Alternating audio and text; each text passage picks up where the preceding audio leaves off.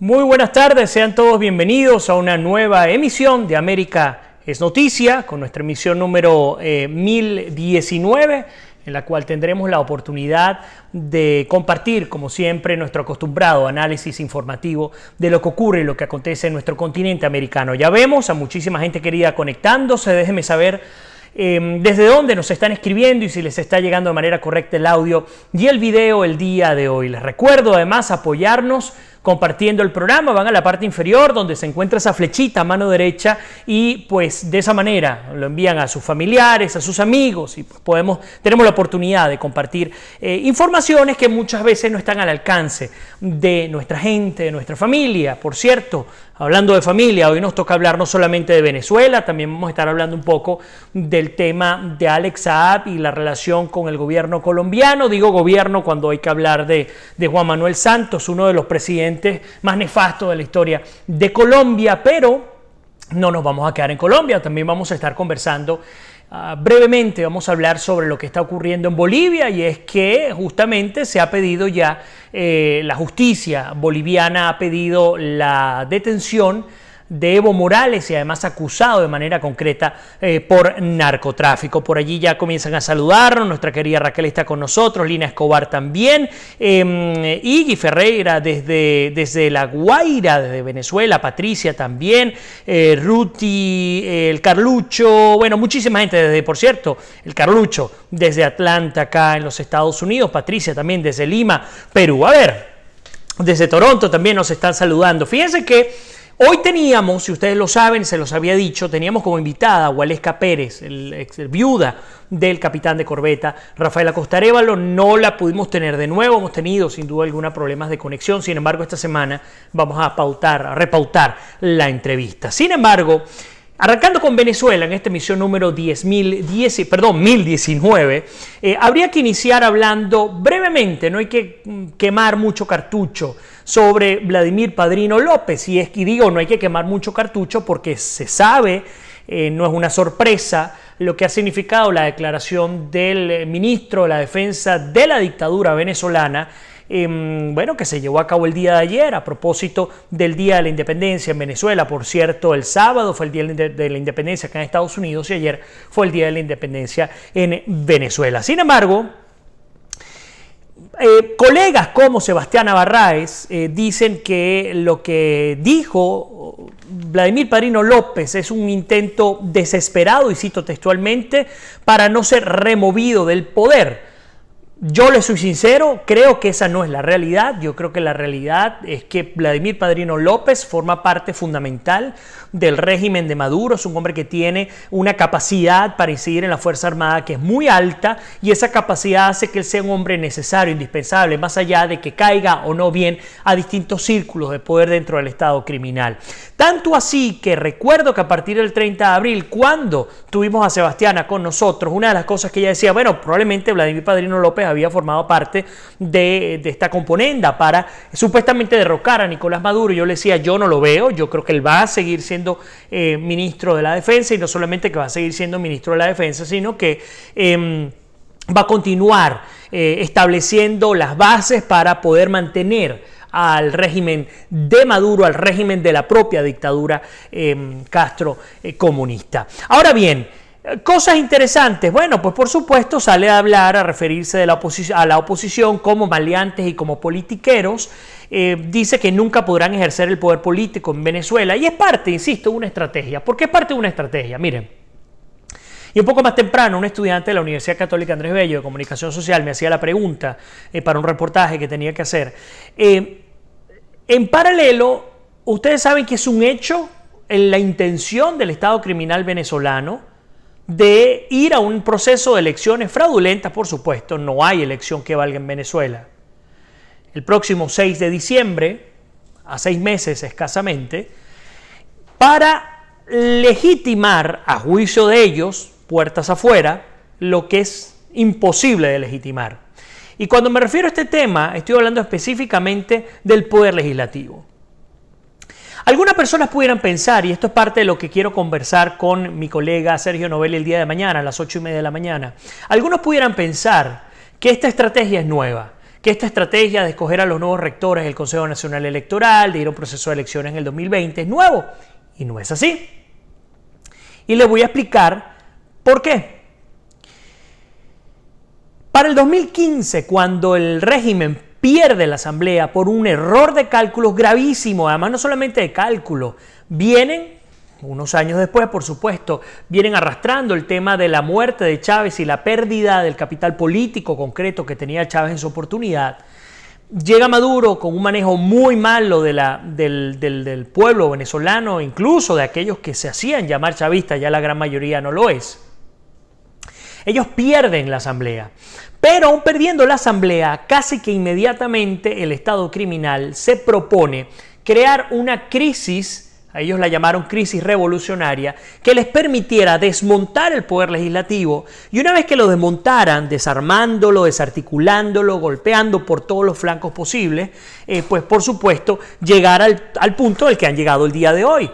Ahora, algo interesante con respecto al tema donde han llegado el día de hoy, tiene que ver, por ejemplo, con que este proceso electoral ellos esperaban llevarlo al menos a cabo para el 2019. No lo lograron en el 19, pero todo parecía indicar que lo van a lograr en el 2020. ¿Por qué? Porque triste y desgraciadamente, veo cómo ya la gente ha entrado en un proceso de discusión de si se debe ir a votar o no.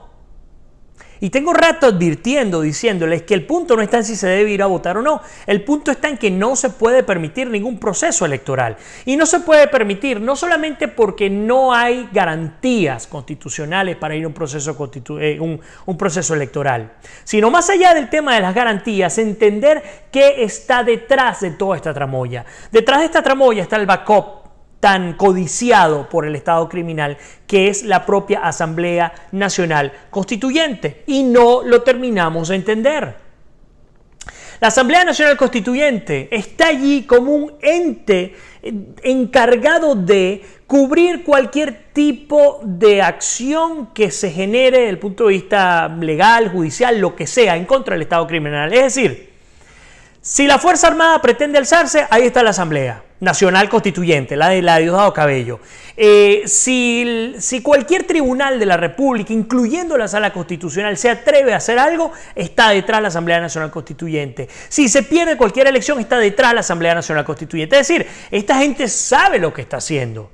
Es que incluso perdiendo todos los curules, que por cierto van a multiplicar creo que por 5, por 6 la cantidad de diputados que se supone tiene que estar en el Parlamento, otra manera de control social, pues tienen por encima a la Asamblea Nacional Constituyente de Cabello, que lo único que apunta a un solo plumazo, disolverían cualquier tipo de, y por allí nos están escribiendo, cualquier tipo de... les comentaba, de cualquier liderazgo que se pueda generar a partir de una posible y negadísima victoria por parte de la Asamblea Nacional. Me disculpan que perdí el hilo, pero importante lo que estoy recibiendo en este momento. Unas elecciones parlamentarias totalmente trucadas, no tiene ningún tipo de sentido. Aquí no vamos a discutir si se debe ir o no se debe ir. Aquí la discusión fundamental es cómo hacer para que no haya elección en Venezuela, para que cuando se dé el tiempo, pues podamos llevar la elección, pero mientras no existe el tiempo, tenemos que hacer todo lo posible para minar cualquier iniciativa del Estado criminal, sea cual sea.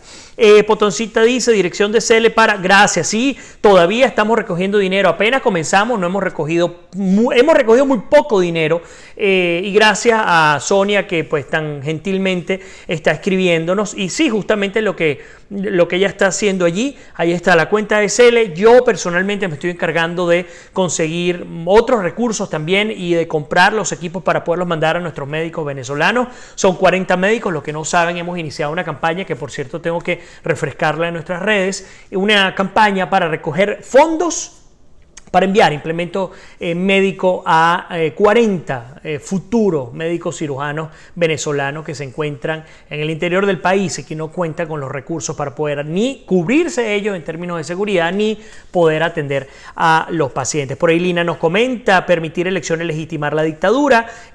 ¿Cómo hace? Nos dice Ciajo. Bueno, justamente Potoncita nos está escribiendo ese email que ven allí, leadpost@gmail.com, es mi email, ¿ok? Mi email personal. lo he usado toda la vida, los que me conocen lo saben, así que pueden enviar sus donativos a Cele y pues por supuesto como lo hicimos con Wilferson, lo vamos a hacer con estos médicos y con muchísima transparencia con todos ustedes. Bueno, Guaidó ha dicho que el mundo no le come el cuento, que Maduro quiere elecciones y bueno, está bien que Guaidó lo diga, pero esto no le importa a Maduro. A Maduro no le interesa si Trump tiene o no una opinión formada sobre lo que pueda significar el próximo 6 de diciembre. A Maduro lo que le interesa es que el país esté totalmente doblegado y que no haya ningún tipo de capacidad para poder actuar en contra del Estado criminal. Y por supuesto aprovechándose de una negligencia, porque esa sería la palabra que yo le agregaría, una negligencia de la comunidad internacional. ¿Y por qué negligencia? Porque esto no se trata de un tema humanitario y no lo terminamos de entender. Esto ni siquiera se trata de Venezuela. Y ojo, quiero aclarar, para los venezolanos es un tema humanitario, pero no necesariamente para otros países lo sea. Bajo ese principio, error sería venderle la idea a estos países como que tienen que ayudarnos porque es un tema humanitario. No, no lo es.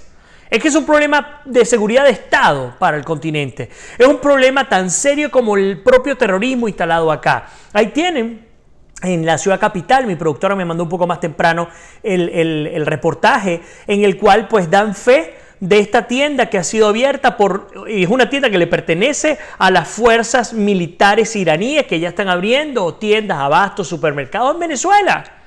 ¿Y quién está detrás de eso? ¿Ustedes creen que a la teocracia de Irán, que tiene un pulmón económico a partir del petróleo y que tiene sus propios y naturales intereses en Medio Oriente, en Asia, etcétera, le va a interesar venir acá, a ir a Venezuela? ¿A vender qué? ¿A vender papel higiénico?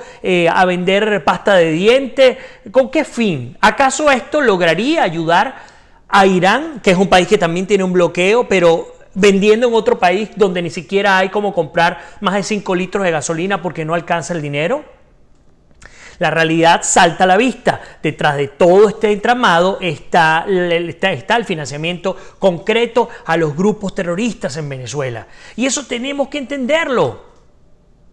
Ahora, por eso es que digo que ya en nuestro continente especialmente, y por ahí nos dice Lina, en estas tiendas son un lavadero de dólares. Bueno, y es que va mucho más allá por el tema que les estoy hablando del terrorismo. Pero, les decía, hemos llegado a un punto en el que la negligencia sería la palabra correcta para hablar, para referirnos a los líderes de los países de nuestro continente que han permitido que esto llegue hasta donde llegue. Originalmente fue un problema de los venezolanos. Es más, voy un poco más atrás. Originalmente fue un problema de la oposición venezolana. Que por cierto, cuando Chávez gana, poco menos del 50% representaba la oposición venezolana. Entonces, todos los que votamos en contra de Chávez en el 98 para asumir el cargo en el 99, pues nos convertimos en las víctimas de la dictadura en Venezuela. Solamente se trataba de un tema de oposición. Después se trató de un tema de clases. Y después de un tema de clases comenzó a tratarse de un tema de lugar geográfico donde vivían. Bueno, los de Caracas no los tocaban porque ellos eran los que podían tumbar gobierno. El interior del país era el que vivía las peores consecuencias. Y es así. Pero después esto fue incrementándose. Colombia comenzó a vivir tímidamente algunas consecuencias que ahora sí las está viviendo con toda la fuerza de la ley. Y estoy hablando especialmente del resurgir de los grupos terroristas colombianos que están en Venezuela ahora. Entonces, así como en su oportunidad el chavista no se preocupó por el opositor que estaba siendo atacado por el Estado criminal, después ni el chavista ni el opositor se preocuparon porque ciertas y determinadas clases en Venezuela eran siendo atacadas por el Estado criminal. Y así fue creciendo la cadena. Esa cadena llegó al punto en el que, pues, por supuesto, en general los países tampoco se preocupaban. E entonces, insisto, el problema que se vive hoy día en América en general es un problema de negligencia, incluyendo Estados Unidos, incluyendo Obama y probablemente incluyendo también a Donald Trump. Entonces, insisto, miren, hay un ejemplo. Waleska, la esposa y viuda del capitán de corbeta Rafael Acosta Arévalo, ya les incorporo sus comentarios. Ella dice, la burla y la impunidad me han llevado a la desesperanza. Y dice, a veces pienso que a nadie le importa lo que estamos viviendo los venezolanos. Ella no se está refiriendo a los actores internos del país. Se está refiriendo a los países de nuestro continente que no están haciendo absolutamente nada. O si hacen algo, no llegan a ser efectivos. E insisto, a este punto yo no estoy hablando de quién es el responsable y quién no. Sería cobarde pensar que un problema de los venezolanos sea responsabilidad de países de nuestro mundo. No, pero ya no pudimos los venezolanos resolver nuestro problema. Y muy difícilmente lo lograremos hacer solos. Eso es una realidad. Ante esa circunstancia, comenzamos a ver hacia afuera y vemos que afuera como que no terminamos de entender la magnitud de esta gente. Vayan a ver, por ejemplo, lo que ocurrió con este jet privado que terminó cayendo en Quintana Roo, en México. ¿Dónde venía? De Maracaibo. ¿Y quiénes están en Maracaibo? El cartel de Sinaloa. Es que es multiforme la delincuencia del Estado criminal. Es multiforme. No solamente grupos terroristas, sino que el narcotráfico está en todas sus dimensiones, desde aquel que pertenece a la guerrilla colombiana hasta aquel que pertenece a los peores carteles de la droga en México. Y vamos a hablar de Alex Saab, que lo que le tengo es bueno sobre Alex Saab. Voy a incorporar comentarios, nos dice Andreina, hola mi libertario, y a todo eso súmale que la mayoría de los países lo único que intentaban le interesaba la chequera que cargaba el difunto, compraron el silencio y le funcionó. También nos dice Caína que ella piensa lo mismo, que no les importa. Roxandra dice, así es, al principio todo era maravilloso, con todo respeto de los medios de comunicación fueron también, claro que sí. Pieza clave de todos estos hechos, culpables diría yo. Claro, ahora cuando la magnitud del problema es inmenso, por ahí nos dicen nadie nos ayuda. Vamos a ver a quiénes más tenemos. Roxandra dice, hola Vladimir, así es, fuimos víctimas, creo que esto ya lo había leído. Iggy dice, Vladimir, ¿cómo evitar que esas elecciones se den? Evitar que sigan ganando terreno y que sigan aquí los medios. Bueno, yo les voy a decir algo, humildemente, yo puedo estar equivocado, pero ustedes tienen un poder muy fuerte.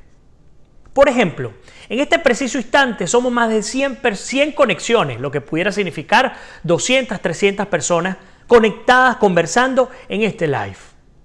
Si usted se casa en la pelea pública de si se debe o no votar, usted está colaborando con el Estado criminal venezolano.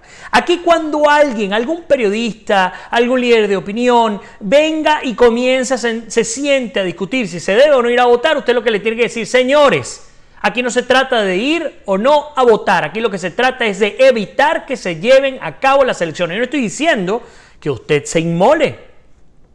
Pero seguramente si arrancamos esta campaña en decir no va a haber elección el 6 de diciembre, créanme que vamos a comenzar a incidir en el entorno y por supuesto hay grupos que tienen capacidad para actuar.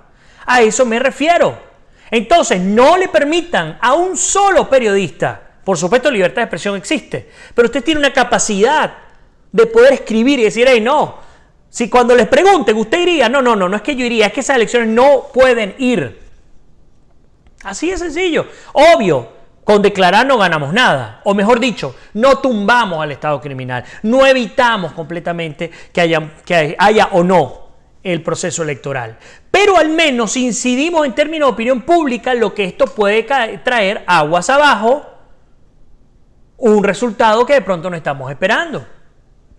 A eso me refiero. Bien, nos dice Willy, hermano, yo trabajé en Venevisión y cuando las elecciones de Capriles él había ganado porque nosotros teníamos full información y daban de ganador a Capriles, pero vendieron dichas elecciones. Así es, dice el Carlucho, es una hipocresía, es lo que define a la política mundial. Y bueno, sigo adelante. Por cierto, mientras esto ocurre, hay que ver interesante lo que está ocurriendo en Perú y voy a ir saltando de un país a otro para ilustrarnos, porque yo siempre les he dicho, el fin de este programa es que nosotros podamos estar enterados de qué pasa alrededor y que podamos aprender, evitar las malas prácticas, pero también aprender las buenas prácticas. En Perú, el Congreso quitó la inmunidad al presidente, a los ministros y a los congresistas en ejercicio. Esta ha sido una reforma constitucional con 110 votos a favor y con 13 13 votos en contra. Algunos están de acuerdo, otros no, pero me parece interesantísimo que en ejercicio tanto el presidente como los congresistas puedan ser enjuiciados. Hay que tener cuidado, porque si yo no tengo instituciones fuertes y funcionales, y me disculpan mis amigos y mi familia peruana, pero les puedo decir que con lo que he vivido en estos 5 años con el programa, me atrevo a adelantar que en Perú las instituciones no son ni fuertes ni funcionales. El mejor ejemplo ha sido la pelea de la familia Fujimori, la caída de Pedro Pablo Kuczynski, 4 presidentes vivos, los 4 están inmersos en investigaciones por el escándalo Odebrecht. No es cualquier cosa, son 4 gestiones distintas.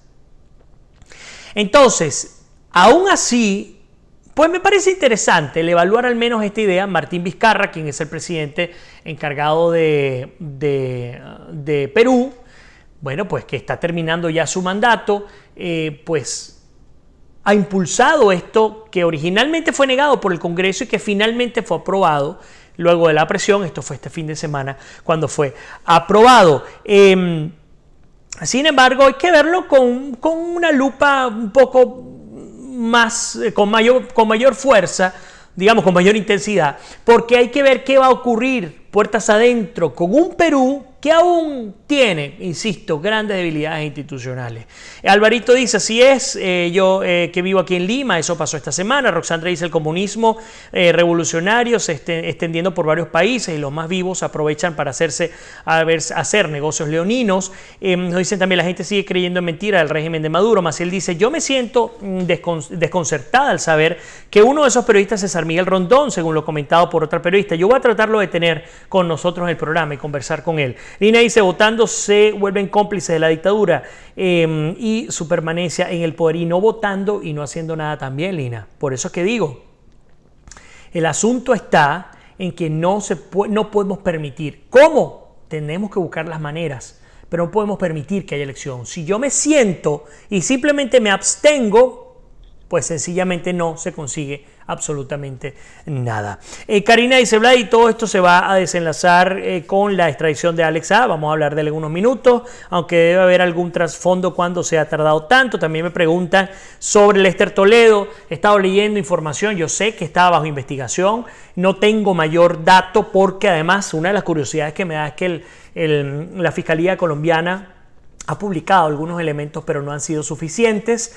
Además, un Lester Toledo que está siendo acusado por haber malversado fondos en Colombia y luego haberse venido acá a los Estados Unidos. Si es así, tiene que pagar la mayor de las consecuencias, y el gobierno de Guaidó tiene también que asumir su responsabilidad.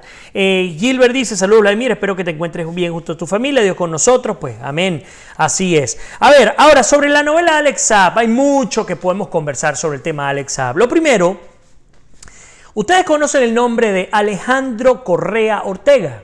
A ver si les suena. A mí no me sonaba hasta el día de hoy. Alejandro Correa Ortega es el embajador del gobierno de Maduro, del régimen del Estado criminal venezolano en Cabo Verde. Ahora, ¿por qué hablamos de Alejandro Correa Ortega? Se los voy a comentar en un segundo. Resulta que este señor, imagínense ustedes el nivel de desfachatez de un Estado criminal, que en su oportunidad negó a Alex Saab. El propio Alex Saab negó haber tenido cualquier tipo de relación con el Estado criminal, demandó penalmente a los periodistas de Armando.info, que por cierto estos periodistas tuvieron que huir de Venezuela porque eran perseguidos también por el Estado criminal. Alex Saab le entregan la nacionalidad venezolana, y no solo que le entregan la nacionalidad venezolana, más la colombiana, más la libanesa, sino que además le entregan pasaporte diplomático como funcionario, como agente del Estado criminal venezolano. Pero todo esto en secreto, hasta que por supuesto comienza a explotar el escándalo de corrupción de las CLAP, que una cosa que les va a extrañar, es algo que normalmente no hago. Ustedes saben que Luisa Ortega Díaz, a mi modo de parecer, es una persona que debe ser enjuiciada incluso por delitos de lesa humanidad. Ella dice que no hizo nada, pero ella como fiscal, al permitir y ni hablar de los propios juicios bajo su fiscalía. Y digo juicio no porque ella se haya encargado de enjuiciar, pero sí formaba parte de la, como dicen los abogados, de la parte acusadora. Bueno, pero una de las muy pocas cosas que se le deben a Luisa Ortega Díaz es justamente el que en el 2017 ventilara el nombre de Alex Saab, y hoy en día estamos viviendo, afortunadamente al menos, algo bueno de esta señora. Bueno, Alejandro Correa Ortega, embajador del gobierno de Maduro en Cabo Verde, ha dicho, teniendo hace un año a Rafael Acosta Arévalo aplastándolo hasta morir, 17 vértebras reventadas, electrocutado, le terminó dando un paro, además no solamente un paro, un derrame cerebral, producto del aplastamiento por parte de la Dirección de Contrainteligencia Nacional Militar. Ha salido a defender el embajador de Maduro, Alex Saab, y ha dicho que Alex Saab está recibiendo abuso físico y robo, así como lo están escuchando, en la isla de Sal, porque recordemos que la isla de Sal pertenece al archipiélago de Cabo Verde. Justamente Alex Saab fue trasladado de la Riberiña, si es que así se pronuncia, hasta la isla de Sal. Y ha dicho, escuchen bien, no ha podido seguir un tratamiento médico y hasta ha perdido peso significativamente, teniendo más de 400 presos políticos en Venezuela, habiendo asesinado a mansalva a Óscar Pérez y al grupo de valientes de Óscar Pérez, habiendo asesinado descaradamente a Fernando Albán, concejal del Distrito Capital, que llegó un viernes y ya el lunes lo daban por suicidado. Cuidado, porque eso también pueden hacer con Alex Saab. Y por eso es que les decía que esto se trata de una novela, y ya se los voy a leer y ya les voy a leer sus comentarios también, por supuesto. Algo interesante es que tropas de tácticas de acciones especiales de Estados Unidos y de Gran Bretaña, del Reino Unido, han llegado hace rato, pero siguen llegando a Cabo Verde. Y se han puesto de acuerdo con las autoridades de Cabo Verde para proteger, para resguardar la vida de Alex Saab. Aquí cabe la pregunta, ¿a quién le interesa ver a Alex Saab muerto? A Estados Unidos no será, ¿cierto? En Estados Unidos, Alex Saab blanqueó 350 millones de dólares venezolanos. En 9 países, Alex Saab estableció la estructura de corrupción, de contrabando y de estafa, en la cual manejó en solo 10 años, escuchen este monto, 20.000 millones de dólares en las manos exclusivas de Alex Saab. ¿A quién le interesa a Alex Saab libre? Al Estado criminal venezolano, ¿cierto? Pero si no lo pueden tener libre, y si se hace inevitable luego de 3 recusaciones negadas, se hace inevitable ya no solo el que permanezca en la cárcel, sino que llegue acá a los Estados Unidos, ¿a quién le interesa tener a Alex Saab muerto? Al Estado criminal venezolano. Por eso es que fue trasladado de la Riberiña a una prisión de máxima seguridad en Isla de Sal, y está siendo resguardado por nada más y nada menos que Comando de Táctica de Acciones Especiales de la Armada de Estados Unidos, de Gran Bretaña, y se habla de un tercer país. No tenemos la información de cuál es el tercer país, por lo menos al momento de esta emisión. Están protegiendo la vida, no por buena gente. Le están protegiendo la vida porque saben que han agarrado a un pez gordo, porque saben que ya no bastaba con los 2 narcosobrinos de Nicolás Maduro. Han dado con el principal socio, el principal testaferro de Maduro y de Cilia Flores. Han dado con el socio de los 3 hijos biológicos de Cilia Flores, de la primera combatiente, de la gran revolucionaria, de aquella que se fue a ver con el Saibaba y que iba y le besaba los pies a Fidel Castro, pero que le encantan los billetes verdes, que le encantan los dólares. No solamente a ella, sino a toda su dinastía Flores de delincuentes, desde los hijos hasta los narcosobrinos. Entonces, estas tropas de Estados Unidos, Reino Unido y un tercer país se encuentran en alerta máxima, porque además, escuchen esto, ¿por qué decimos el tema del suicidio? Bueno, porque es que los abogados de Alex Saab, cuidado, porque yo fuera Alex Saab y estaría asustado, porque lo pueden suicidar. Como hicieron, por ejemplo, los Kirchner con el fiscal Alberto Nisman en Argentina. Y por allí cuidado que hay todo un escándalo con el asesinato de Gutiérrez también, asistente de los Kirchner también. Pero los abogados del propio Saab habrían advertido que podría existir una posibilidad en la que el propio Alex Saab pues procurara el suicidio con medicamentos o con comida. Y uno comienza a decir, qué raro, un empresario corrupto que no necesariamente va a pasar todo el resto de su vida en la cárcel, ¿se va a suicidar? Porque él no está siendo hasta ahora acusado de narcotráfico, está siendo acusado de blanqueamiento de capitales y de corrupción. Es verdad, no es poca cosa, pudiera llevar la peor de las consecuencias, pero también él puede declararse culpable y al declararse culpable, él puede conseguir una pena reducida acá en los Estados Unidos dependiendo de qué tanto colabore. Así que entendamos las cosas en su justa dimensión. Hablan los abogados de Saab de presunto suicidio, pues cuidado. Y Estados Unidos lo ha entendido. No puede permitirse el lujo de perder al pez más gordo que han dado en términos de corrupción. En términos de narcotráfico, sin duda alguna, Cliver Alcalá. $10 millones de recompensa. Y ya está a buen resguardo en Nueva York. Pero en términos de financiamiento, de estructura, y no solamente de blanqueamiento de capital, porque es que estamos hablando de un Saab que es el principal enlace. Tienes a Tarek el Aizami como el enlace entre Venezuela y el Oriente Medio, ¿cierto? Pero bajo el Aizami estaba, en términos operativos concretos de cara a Irán, Alex Saab, que por cierto tenía residencia en Teherán. Entonces se les destruye toda la estructura si Alex Saab comienza a cantar. Así que todo, digamos, está establecido de tal manera en la que la vida de Alex Saab se cubra por completo. Afortunadamente el gobierno de Cabo Verde ha decidido ponerse al lado de Estados Unidos, de Gran Bretaña, y ha dicho, pues sí, hay una extradición. Vamos a aprobar la solicitud de extradición, vamos a hacer los trámites que corresponden y en cualquier momento Alex Saab pudiese ser extraditado. Algunos siguen diciendo, bueno, pero también pudiese ser liberado. Yo no veo ese escenario probable, no lo veo posible, la realidad salta a la vista. Alex Saab, si no lo matan, terminará acá en Estados Unidos y, a mi modo de ver, el que Alex Saab llegue a Estados Unidos es mucho más grave y dramático que el propio bloqueo del pasado 5 de agosto del año pasado. El tan famoso bloqueo y tan cacareado bloqueo total que no sirvió para nada. Eso es una realidad. O para muy poco.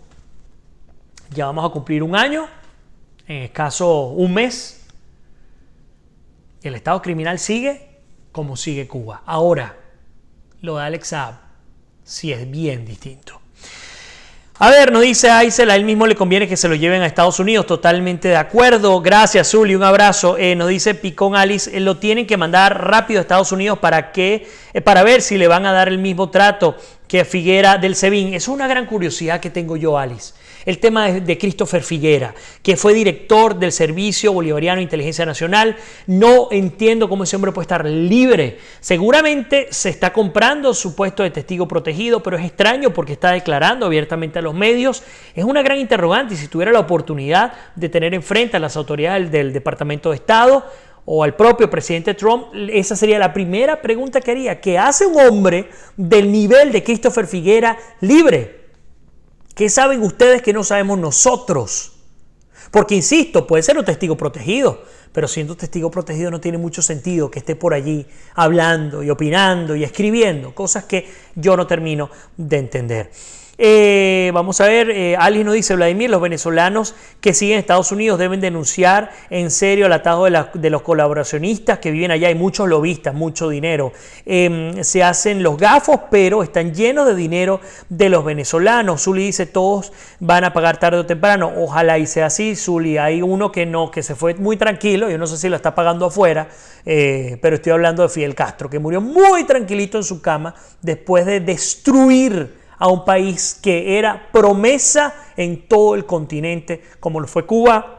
Caña de azúcar, sistema de ferrocarril. Los tipos tenían uno de los sistemas de películas más avanzados de todo el continente, incluso mucho más que México. Y miren para lo que quedó. Willy dice, genial historia, esto me emociona. Nos imaginamos que Estados Unidos sabrán cuidarle la vida para que cante, ojalá. Gray dice, por lógica creo que ninguna persona se atrevería a participar en la competencia que esté llena de vicios, irregularidades, y peor aún sabiendo que este cuerpo de árbitros es dueño. Me imagino que estamos hablando justamente del tema de las elecciones. Vamos a ver qué más dice Zuli Vladimir, y todo lo que falta por descubrir, eso es correcto, dentro de las Fuerzas Armadas y el alto mando militar. ¿Por qué ha tardado tanto la extradición de Alex Saab? Nos pregunta Karina. No ha tardado. Ellos de hecho indicaron, las autoridades judiciales de Cabo Verde indicaron que podría tardar entre 18 y 45 días. Y también hay que recordar que antes de que siquiera llegar al proceso de extradición, los abogados de Saab interpusieron básicamente 3 recursos. 2 habeas corpus, que fue ante el propio Tribunal Supremo de Cabo Verde, y una que fue por orden, sería el primero, una orden para que lo liberara y pudiese ser procesado en libertad, a partir de lo que ellos consideraban que había sido una injusta detención, porque él estaba cumpliendo funciones como agente del Estado criminal venezolano. Después interpusieron el primer habeas corpus, que tenía que ver básicamente con elevar la misma solicitud, pero ante el propio Tribunal Supremo, afirmando que había sido ilegalmente detenido, y fue negado afortunadamente por la justicia de Cabo Verde. Y el tercer habeas corpus, o mejor dicho, el segundo habeas corpus, el tercer recurso jurídico, fue básicamente porque la Interpol retiró la alerta roja que había en contra de Alex Saab, y la retira pues porque sencillamente ya Alex Saab había sido en efecto detenido, por lo tanto no tenía sentido tener la alerta roja, y por lo tanto este señor pues lo dejaron con los ganchos puestos. A ver, Régulo nos saluda. Alex dice, estos chavistas hacen lo que les da la gana, hasta el propio Estados Unidos. Sí, es verdad, y es algo que hemos venido criticando acá. Lina dice, Saab tiene temblando a Santos, a Piedad Córdoba, a Petro y a muchos otros cómplices. Totalmente de acuerdo. Goyo dice, Luis Ortega se pasea igual libre. Es lo que estaba comentando. Luis Ortega va a tener que pagar las consecuencias de haber estado más de 12 años sirviendo primero para Chávez, después para Maduro. Esta mujer tiene que pagar las consecuencias. Que se quiere comprar su puesto de testigo también. Bueno, venga y entregue todo lo que usted puede entregar. Afortunadamente, insisto, Alex Saab salió de la boca de Ortega. Pero imagínense todo lo demás que debe tener ella, y que muy probablemente hay mucho que ni siquiera ha soltado. Sigo adelante, vamos a ver, José dice, Vladimir, igual está el personaje Cliver Alcalá, creo que tampoco, no, si está preso, Cliver Alcalá va a pasar, hay 2 opciones, o él suelta todo y le dan una, y bueno, lamentándolo mucho, algo pasó con el iPad, pero, o suelta toda la información y le dan un beneficio jurídico, o pues este señor puede llegar hasta cadena perpetua. Este hombre es mucho más pesado que los narcosobrinos. Ojo, los narcosobrinos le dieron 18 años de cárcel, y muchos tuvieron que haber soltado para que les dieran estos 18 años de cárcel. Gilbert dice, yo creo que si Saab habla, debe haber muchos de la élite mundial. Zule dice, ella tiene esas perlas guardadas porque le negaron la entrada a Estados Unidos. Eso es correcto. Bueno, pegamos otra con Dominicana. Eso es correcto, Nancy. Qué bueno que tú lo comentas. Y aquí tengo la información, y es que ganó el líder opositor Luis Abinader, un apellido un poco complicado, pero ha ganado el opositor. Él pertenece al Partido Revolucionario Moderno, y cuando ustedes escuchan esa palabra, sé que se asustan igual que yo. Y sí, ambos partidos, tanto el del oficialismo como el del opositor Luis Abinader, son de origen de la izquierda, pertenecen a la izquierda, uno más socialdemócrata que otro, como el caso del Partido Revolucionario Moderno. Sin embargo, pareciera que son mucho más maleable Luis Abinader a la situación que vive actualmente República Dominicana, y le pone fin, algo que sí me parece interesante destacar, le pone fin a 4 mandatos consecutivos del Partido de la Liberación Dominicana, entre otros, por supuesto, al que pertenecía el expresidente ya Danilo Medina.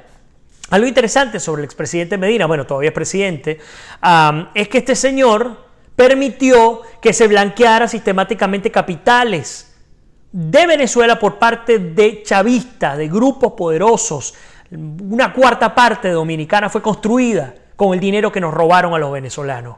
Ahora, la gran pregunta es, y es justo lo que tenía aquí en pauta, ¿será que el presidente Abinader, que ha prometido modernizar el Estado, ha prometido combatir la corrupción, la impunidad y el clientelismo, será que este presidente electo va a atacar a la corrupción internacional también, a estos grupos que se han encargado de blanquear capitales en su territorio, o no le conviene? Porque esto es otra realidad que hay que criticar. Dentro de la inacción por parte de los países de nuestro mundo, yo les decía negligencia, sobre todo en nuestro continente, hay que sumarle a aquellos que no solo son negligentes, sino que son intencionalmente negligentes porque les conviene que estos capitales entren. Vayan a España. España está inundada de dinero robado a los venezolanos. ¿O no? Vayan a Panamá, inundada de dinero que le robaron a los venezolanos. Igual caso con República Dominicana. Entonces esperamos que después de 4 mandatos que estuvieron a manos del Partido de Liberación Democrática, pues ahora que ha llegado Luis Abinader, pues esperamos también que se sume a la causa para además limpiar a su tierra, porque tiene que limpiarla. A ti te puede en algún momento dado convenir, bueno, mira, sí, están entrando una cantidad de dinero inorgánico, no tiene que ver con nosotros, no lo estamos produciendo, está entrando a la economía, sí, pero ¿cuál es la consecuencia? La consecuencia, por supuesto, está allí. Bueno, Zules justamente dice, España alcahuetea al régimen. Guillermo, que por cierto le mando un abrazo enorme a Guillermo, que está acá en Orlando, dice, ojalá que sí. Lipe dice, está muy difícil que se escape teniendo a los gringos y el team británico cuidando esa olla. No se va a escapar, sin duda alguna, lo veo bien difícil y no creo que lo suiciden tampoco. Y cuando digo suiciden no me estoy equivocando. Estoy haciendo, por supuesto, una comparación con lo que ocurrió en su oportunidad con el fiscal Alberto Nisman. No es igual, es una situación distinta, pero también lo hicieron parecer como un suicidio, como que se había suicidado, y miren lo que realmente ocurrió. Creo que esa es mi querida Cristina Niclas, un abrazo para ti, qué honor tenerte acá en tu casa, bienvenida. Alma Rueda dice, la gente no aprende sino en carne propia, España le costará caro, insisto, hay que ir a estos países donde se han encargado de silenciarse, de callarse por la cantidad de dinero que les ha entrado, blanqueando capitales del Estado criminal venezolano. Insisto, Panamá, República Dominicana, ojo, acá en Estados Unidos también. ¿Han actuado más? Sí, pero tampoco han sido totalmente diligentes. Todavía nosotros estamos recibiendo denuncias que las entregamos a las autoridades que conocemos acá en Estados Unidos, denuncias de bolichicos que están muy tranquilos en sus Lamborghini, en su Ferrari, en su Porsche, paseándose por Ocean Drive o por cualquier otro lugar. Pero es que América Latina está minada de esto. Pero es que no solamente América Latina, también hay que hablar de Europa, como les he dicho, ni hablar del Oriente Medio. Vamos a ver qué otros comentarios tenemos por acá. No quiero dejar a nadie por fuera. Guillermo dice, basta ya de corrupción y atropello al pueblo venezolano. Potoncita dice, todavía recuerdo a Sammy Sosa jugando al béisbol con Chávez para que Chávez le asfaltara las calles de su pueblo. Yulibet dice, la película donde aparece Edgar Ramírez, casos que volvieran a aparecer y empiezan a pasar información a los chavistas. ¿Y quién quita? Están infiltrados para agredir a Saab. Bueno, que claro que sí. Y es que lo hemos venido hablando acá con la comunidad, con la diáspora cubana. Los cubanos nos dicen, no den las estrategias a todo el mundo. ¿Ustedes saben qué problema tenemos los venezolanos? Somos unos bocones en general. Y no estoy tratando de ser peyorativo. El cuento de la Operación Gedeón, el de las iniciativas de los militares que están en Colombia, incluso iniciativas dentro del país. ¿Por qué han fracasado? Porque es que el esquema de Maduro y del régimen que él lleva adelante, él y su grupo, pues es un esquema probado, efectivamente probado por Cuba. No fue inventado por ellos. Por eso es que uno dice, pero ¿cómo logran lo que logran? Bueno, porque es que esta gente lo que está aplicando es el manual del franquiciado, más nada. Sigo adelante. Salguero dice, ¿qué opinas del comentario de Padrino López ayer? Más claro no pudo ser. Bueno, lo comenté al principio del programa, era de esperarse, a mí no me sorprende para nada y esto de alguna manera creo yo que también pretende diluir el tema electoral, el tema de la instalación ya formal del CNE, las estrategias que están manejando para impulsar a estas elecciones fraudulentas. E insisto, caigo otra vez en el mismo comentario, el mismo leitmotiv, vuelvo a los fenicios, como dice mi querida productora. En Venezuela no puede haber elección. Aquí no vamos a discutir si se debe o no se debe votar. Aquí lo que hay que discutir es cómo hacemos para que no haya elección, para que no haya proceso electoral. Así de sencillo. Sigo adelante, el mundo está en caos. Nos dicen, ojo con Rafael Ramírez, debe tener información importante de esa app. Gilbert dice, son capaces de suicidarlo como Danilo Anderson en Venezuela, sin ir muy lejos. Eso es un buen punto, que no se les olvide. Dayana dice que esa es la información del lugar preciso donde se encuentra el pollo en España. No lo sabemos, ni siquiera sabemos si en efecto está en España o no. Lo que sí sabemos es que por o negligencia o complicidad, el propio gobierno español permitió que se le escapara de las manos. Roxandra dice que lástima, tantos cómplices, definitivamente por la plata baila el perro. Zuli dice, Parino López lo dijo muy claro, mientras ellos estén gobernando, Maduro seguirá en el poder. Sí, en concreto, trata de todo este tema. Marlo dice, yo no he tenido la dicha de encontrarme a un enchufado en el exterior. Bueno, nosotros sí hemos estado cazando más de uno, les soy sincero. Herbert dice, ¿sabes algo de los vuelos en Venezuela? No tengo información. Y Higgy Ferreira dice, un ejemplo, Vladimir, de compromiso con su pueblo, el presidente de El Salvador. Hay que ver lo que está haciendo el presidente Bukele. Gracias, Guillermo. Bascal dice, Madrid está plagado con esto de los enchufados. Goyo también dice, ¿qué paso debería dar Guaidó para que no llegue a esas elecciones el 6 de diciembre? Muy difícil. Yo le voy a ser sincero, ya lo he comentado acá. Yo creo que ya Guaidó debe salir del poder. Creo que hay que ir por otro camino. Eso es lo que yo creo. Estoy siendo muy responsable con lo que estoy comentando. Yo no veo ya que haya fuerza de gente, fuerza y convicción para poder seguir lo que impulsa a Guaidó. Ya Guaidó sale a hablar y nadie lo escucha, nadie lo ve. En general, yo no estoy hablando por hablar y no estoy criticando por criticar. Yo no soy ni Guaidó lover ni Guaidó hater. Se me fue hater, como dicen acá. Pero lo que sí sé es que yo creo que el tiempo de Guaidó, triste y desgraciadamente, ha llegado yo no sé si a su fin, pero yo no veo que haya mayor posibilidad para seguir adelante. Eso es lo que yo creo que se debería hacer, conformar otro tipo de alianza con otro tipo de gente. El asunto es cómo hacerlo y cómo evitar que el pueblo venezolano, incluyéndonos a ustedes y a mí, sigamos creyendo en salvadores y en caudillismos. Ese es nuestro problema. Sufrimos de una condición, una patología psiquiátrica que nos lleva a amar y a odiar a un mismo líder de un día para otro. Y lo digo por experiencia, cuando Henry Ramos Alup comenzó a tumbar esas vallas, aquí en mi programa me escribían, seguramente algunos de ustedes, y lo digo con todo el amor y todo el cariño y todo el respeto del mundo, me escribían, es que ese tiene que ser el próximo presidente. Yo les decía, ¿por qué tiene que serlo? Qué bueno que está tumbando las imágenes que impulsó Chávez, qué bueno que le dijo en la cara a Diosdado lo que le dio, pero eso no lo hace un buen candidato a ser presidente de nosotros. Y el que no me crea, váyase. Yo tengo toda mi videoteca completa en YouTube y en mi página web. Vaya y búsquela. Y me ponía de pico y pala, con respeto como siempre, con mi gente querida, que son ustedes que están conectados, a decirles, cuidado. Es que seguimos esperando a que alguien nos salve. Obvio, ¿necesitamos liderazgo? Sí. Obvio, ¿necesitamos una figura fuerte? Sí. Pero va mucho más allá de esa figura fuerte. Y aquí le estoy dando el beneficio a Guaidó, porque ustedes me van a perdonar. Guaidó, cuando aún gozaba del apoyo popular, él pidió justamente respaldo para ir a la Asamblea Nacional a principios de enero de este año, para juramentarse nuevamente como presidente de la Asamblea y para recuperarla. Nadie lo acompañó.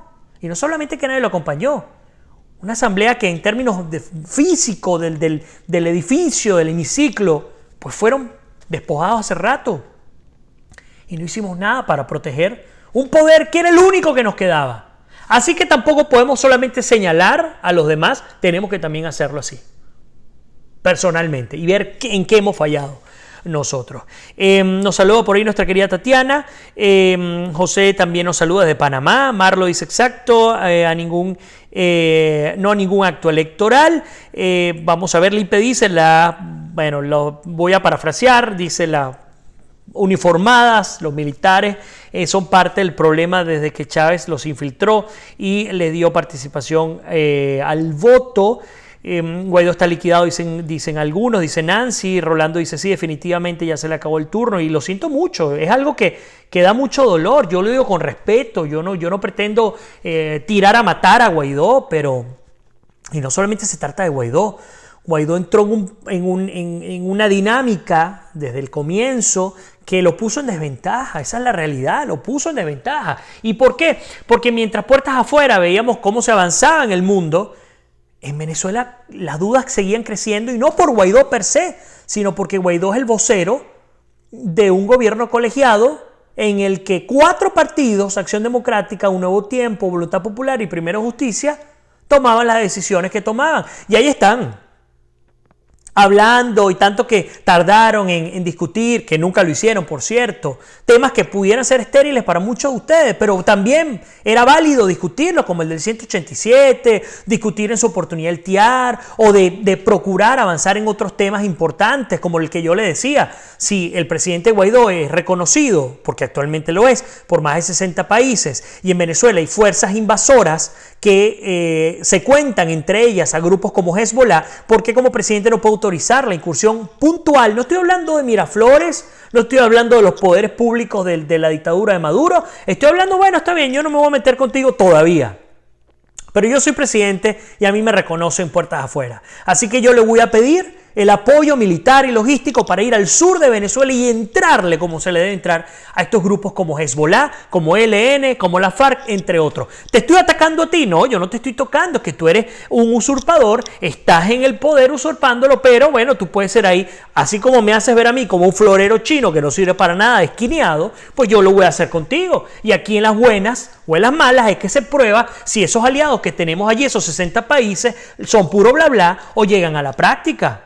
Yo sé que ustedes me dirán más de uno, es muy fácil opinar desde afuera, yo lo sé. Fíjense que cuando entrevisté, y que ustedes pueden no estar de acuerdo con él, a Esteban Gervasi, él decía que desde Venezuela no puede gobernar una coalición, porque la coalición está totalmente destruida, atada, minada, amenazada por parte del Estado criminal. Esa coalición tiene que estar afuera. Y él no hablaba de él hablaba del propio Guaidó en su oportunidad, ya no sirvió Guaidó, después hablaba de otras figuras. E insisto, pudiéramos no estar de acuerdo, pero son elementos que hay que sacar a la discusión. Voy rápido porque ya no me queda nada de tiempo. Dice Dilly, así es, Guaidó, bueno, el tema que pasó a la historia, Goyo dice, me parece muy bien, ya Guaidó se quemó, lástima, no aprovechó el momento. Lo hizo, pero no logró lo que se tenía que lograr, así que ni de oposición, ni de partidos políticos, ni de liderazgos individuales. Aquí se trata de algo muchísimo más importante y tiene que ver con la propia Venezuela, con la propia libertad del país. Nos dice Yomar, yo sí creo, Bolívar caminó muchos países para lograr lo que se celebró ayer. Desde adentro no se hace nada. Ejemplo, véanlo, dice lo del oro, ¿quién se llevó los créditos? Correcto. Flor Ángel dice que, por cierto, cuando habla del oro, es justamente la decisión del Tribunal Supremo, del sistema judicial de Gran Bretaña, que confirmó que las 32 toneladas de oro, creo que más de $1.000 millones, represados en uno de los bancos principales de Inglaterra, de Londres, pues pasan a la disposición del gobierno de Guaidó y no del chavismo en Venezuela. Flore dice, los venezolanos esperamos siempre un caudillo, lo mismo pasa con Trump, así es. Por ahí nos dice, lamentablemente se sigue culpando a la oposición del desastre de Venezuela y el régimen sigue ganando terreno. Tatiana me pregunta, ¿qué opina María Corina? Bueno, yo, María Corina, he coincidido con ella muchísimos puntos. Creo que Aún así, el traste, en todo caso, del cual pudiese hablar, o el lastre, mejor dicho, me disculpan la palabra, el lastre, tiene que ver otra vez con el tema de la dictadura de los partidos. Hay un estado de partidos en Venezuela que sigue dominando, incluso se tragan a María Corina Machado. Si este estado, esta especie de dictadura de partidos ya no existiera, pues la realidad sería otra. Desgraciadamente no es así. Sigo adelante, Juan Carlos. Yo tengo tiempo sin escuchar noticias. Maduro no va a salir. Así esté María Corina Machado Ledesma, quien esté, el socialismo va a seguir para siempre. Yo no creo que sea para siempre, pero hay que cambiar la táctica, si no, pues no vamos a conseguir nada. Lina dice: las elecciones de noviembre de Estados Unidos son cruciales para el rumbo de la democracia en toda América. Pero bueno, me toca despedirme. Quedaron muchos comentarios. Me da mucho dolor que tenga que terminar el día de hoy. Rápidamente, tema coronavirus muy serio. Cada vez está más cerca el coronavirus, por lo menos acá en Estados Unidos. Ya me toca, conozco ya casos de manera personal de compañeros, de amigos, de allegados que están contagiados por el tema del coronavirus. Aún han bajado las cifras. A ver, voy a aclarar. La cifra de muertes global y nacional, refiriéndome a Estados Unidos, ha bajado. El porcentaje global bajó a 4.6%, antes estaba casi en 6 puntos porcentuales, cosa que es importante. Aún así ya van casi 12 millones de personas contagiadas, casi 600.000 personas que han perdido la vida. En Estados Unidos ya son casi 3 millones de personas que están contagiadas, más de 130.000 personas han perdido la vida. Cuidado con Brasil, 1.6 millones de personas contagiadas, 65.000 muertos. En Perú, 300.000 personas contagiadas, más de 10.000 muertos. Y en Venezuela, lo inverosímil sigue ocurriendo. Esta gente sigue mintiendo con las cifras del coronavirus. Hablan de 7.169 contagiados y de solo 65 muertos para un valor, un porcentaje de 0.9%. No hay país que tenga esta cifra. Eso es una gran mentira. ¿Por qué? Porque hasta el coronavirus lo han utilizado para manejar control social. Para los que llegaron tarde, igual les invito a revisar mi Instagram IGTV, que es pues el Instagram TV. Allí va a quedar posteado. Antes duraba solamente 24 horas, ahora queda. Así que pueden compartirlo con sus familiares y sus amigos. Y como siempre les digo, que Dios me los bendiga. Se les quiere, se me cuidan y nos despedimos. Será hasta mañana. Un abrazo para todos. No me dejen solo. Mañana a las 8:30 de la mañana, como siempre, en mi segmento con Sergio Novelli. Y luego, por supuesto, a las 6 de la tarde continuamos analizando lo que ocurre, lo que acontece en nuestro continente americano. Feliz día, feliz tarde y feliz noche para todos, dependiendo del país donde se encuentren. Un abrazo para todos.